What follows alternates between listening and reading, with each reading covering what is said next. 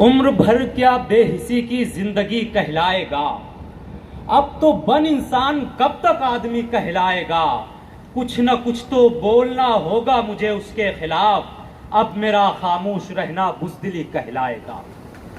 देश आजादी का अमृत महोत्सव मना रहा है।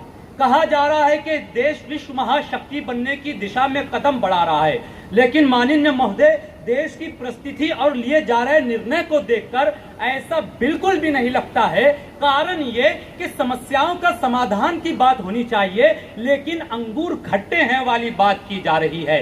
विषय दिया गया कि जनसंख्या नियंत्रण कानून और समान नागरिक कानून देश की अखंडता के लिए आवश्यक है। मैं इस विषय से असहमत हूं और इस विषय के विरोध में विपक्ष में अपनी बात प्रस्तुत करना चाहता हूं।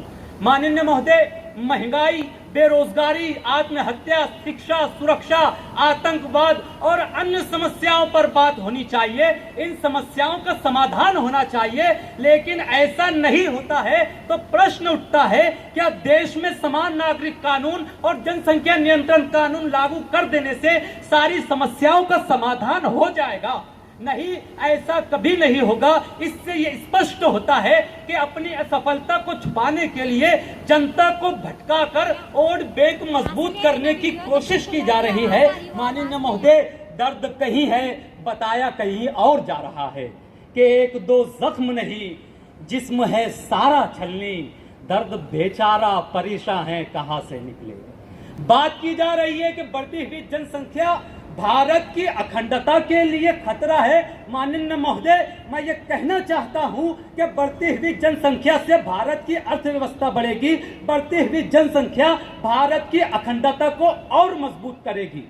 उदाहरण के तौर पर मैं आपको बताना चाहता हूं कि जब अंग्रेजों ने भारत का शोषण किया, यहां की जनता को गरीब और बर्बाद कर दिया, तो लोगों ने यह उपाय निकाला कि घर में सदस्यों की संख्या ज्यादा होगी तो अर्थव्यवस्था और घर की स्थिति में सुधार होगा।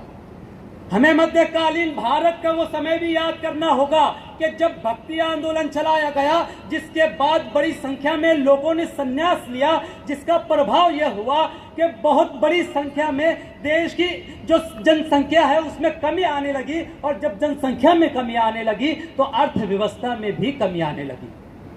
आजादी के बाद जब पंडित जवाहरलाल नेहरू ने बैठक ली और इस बात पर चर्चा हुआ कि हमें किस क्षेत्र में इन्वेस्ट करना चाहिए जिसके कारण, जिसकी वजह से देश का विकास हो, तो उस समय के नोबेल पुरस्कार, अमेरिकन नोबेल पुरस्कार फ्राइडमैन ने कहा था कि इन्वेस्ट करने का सबसे अच्छा क्षेत्र ह्यूमन कैपिटल है। और यही कार्य चाइना ने किया। चाइना ने बढ़ती हुई जनसंख्या का रोना नहीं रोया, बल्कि उसने ह्यूमन कैपिटल पर इन्वेस्ट किया, जिसके कारण वहां पर रोजगार पैदा हुआ और विश्व भर में चाइना एक शक्तिशाली देश बनकर उभरा।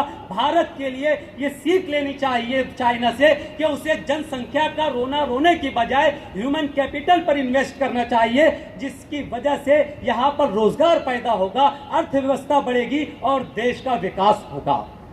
माननीय महोदय, पेड़ को पानी देकर उससे फल हासिल करने के बारे में विचार करना चाहिए, लेकिन यहां तो पेड़ ही काटने के बारे में विचार किया जा रहा है। यहां दूसरा एक मुद्दा समान नागरिक कानून का, जिस पर यहां बात हो रही है। मैं आपको ये बताता चलूं कि हमारे देश में विभिन्न जाति, समुदाय, परंपराओं के मानने वाले लोग रहते हैं। यही कारण है कि इस देश के संविधान ने अनुच्छेद 25 से 28 में इस देश के नागरिकों को मजहब की, धर्म की स्वतंत्रता दी है। माननीय महोदय, अगर इस देश में समान नागरिक कानून लागू किया जाता है तो इस देश की शांतता भंग हो सकती है और खुले तौर पर संविधान के अनुच्छेद 25 से 28 का उल्लंघन होगा। बहुत सारी यहाँ पर बातें हो रही थी कि जब समान नागरिक कानून लागू करेंगे तो इस देश की अखंडता बनी रहेगी। मैं ये बताना चाहता हूँ कि आप 4 अलग अलग मरीज को एक ही दवा नहीं दे सकते। उसी तरह हमारे देश में अलग जाति, अलग अलग धर्म, अलग अलग परंपराओं के मानने वाले लोग रहते हैं। आप सब पर एक कानून थोप नहीं सकते, आप सब पर एक कानून लागू नहीं कर सकते। यहाँ पर अभी मुझसे पहले आने वाले मेरे साथियों ने कहा सायरा बानो और शाह बानो की उन्हें बहुत चिंता हुई, मैं उनसे कहना चाहता हूं आपको बिल्किस बानो की चिंता क्यों नहीं होती है।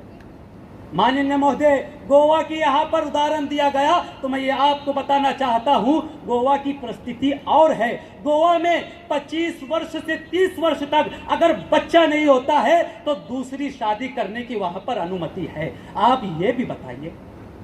यहाँ पर और भी बहुत सारे उदाहरण दिए गए। मैं आपको एक बात यह बताना चाहता हूं जिससे स्पष्ट हो जाएगा कि बढ़ती हुई जनसंख्या भारत की अखंडता को और मजबूत करती है। 1947 में भारत की जनसंख्या 33 करोड़ थी और जीडीपी 2.7 लाख करोड़ रुपए थी।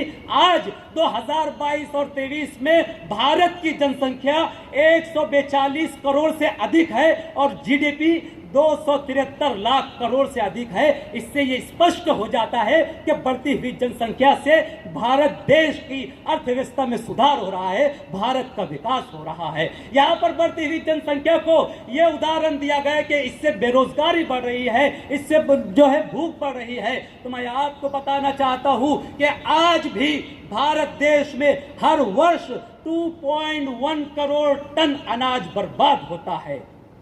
इन सारे उदाहरण से ये स्पष्ट होता है कि अपनी असफलता को छुपाने के लिए जनता को भटकाया जा रहा है। विचार करने के लिए बहुत सारे मुद्दे हैं। इस देश में आज भी हर वर्ष 5 साल की उम्र तक 10 लाख से अधिक बच्चे रोटी नहीं मिलने के कारण मर जाते हैं। ये मैं नहीं, यूएन की रिपोर्ट कहती है। इसी भारत देश में आज भी 12 करोड़ से अधिक युवा बेरोजगार है। ये मैं नहीं, भारतीय गृह मंत्रालय की रिपोर्ट कहती है। इन मुद्दों पर सरकार को विचार करना चाहिए, इन समस्याओं का समाधान करना चाहिए ताकि इस देश का विकास हो सके। जय हिंद, जय भारत।